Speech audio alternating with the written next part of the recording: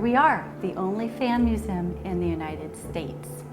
And we're very proud to be here. The Fan Museum is an official nonprofit since 2002. This museum is in Healdsburg because its founder, Pamela Schur, and her husband, Merritt Schur, built the Hotel Healdsburg in 2002. Pamela Schur has been a fan collector for 30 years. And she started by just traveling the world and wanting to bring home souvenirs. And fans make the perfect souvenir because they are so easily tucked into a suitcase. And it's so much fun to go around antique shows and shops and look for them. She belongs to an organization called the Fan Association of North America. They've never had a fan museum, and they've always wanted to have one. When Merritt and Pamela opened the hotel, Pamela thought this would make a remarkable spot for a fan museum. I met Pamela and she was looking for a museum director, and I am a history student by education, and fans are snippets of our history, of our world's culture.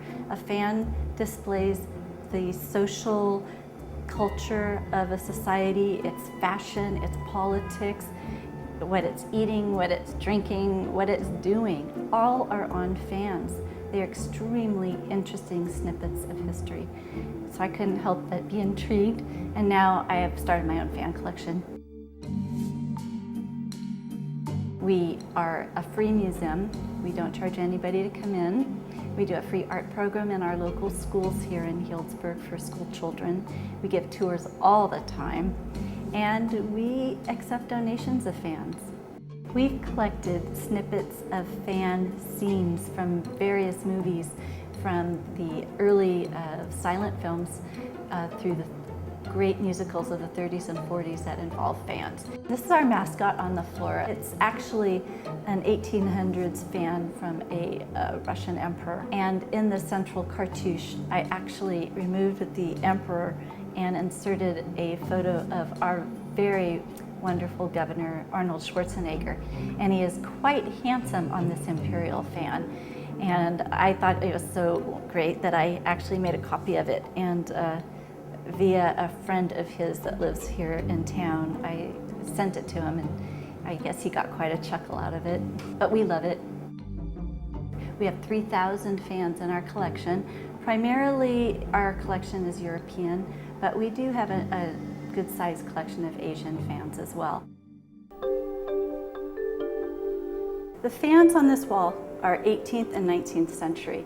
This one in particular is a fabulous example of a late 18th century fan. It is a hand-painted gouache of some courtiers, and the sticks and the guards are mother of pearl inlaid with gold figures that themselves make a picture.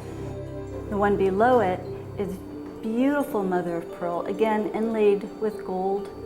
And then in a very unusual style, a small painting across the top. But what sets this apart are the two cameos on either end. Up here, this has an interesting story. The geisha, and we call that a Jenny Lind style, and the butterfly fans were made for the Pan-Pacific Exposition in 1915 in Paris. When the fans went to the exposition, the French were very jealous of these clever, beautiful fans and burnt them. The fans in this area are war fans. This one with the red sun, which we all recognize as the Japanese rising sun, was used by commanders in the field, held up high to signal their troops. It's called a gunsun. Now the guards are solid brass, and when this fan is folded shut, it weighs about 8 pounds. The fans here are dance fans and theater fans, and they're very unique in that the dance fans have lashing on the edges in order to keep them stronger when the girls are dancing with them. They also have little lead weights that have been inserted on the bottom of the sticks to give the added weight, especially when they're tossing them into the air. Now the ones with characters, these are for the no drama theater productions. And the ones way on top, there's two. The one on the left, the black one, is a signal fan that generals would use in the field to signal the troops. And since we are not fighting on horseback anymore, that was 1840, it's come down to using these by referees in sumo wrestling matches. Fans are cross-cultural, and they are special. And you look at them, you wonder, well, where have they been? Like the war fan, what wars did it see?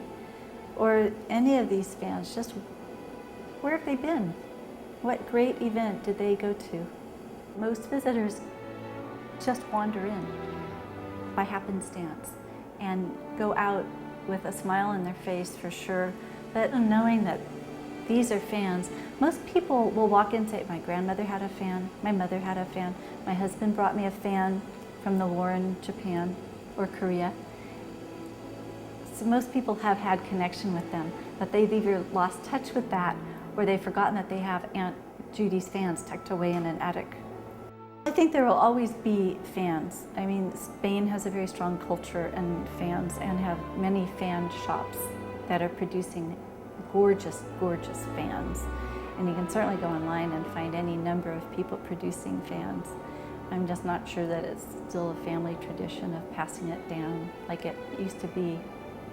I think there's always a place in our lives and in our culture, and I think going forward, that a fan, it's feminine, it's relaxing, it's graceful. I think it embodies some of the finest qualities that we have as human beings. We are the preservers of history. We have to take care of it for the next generation.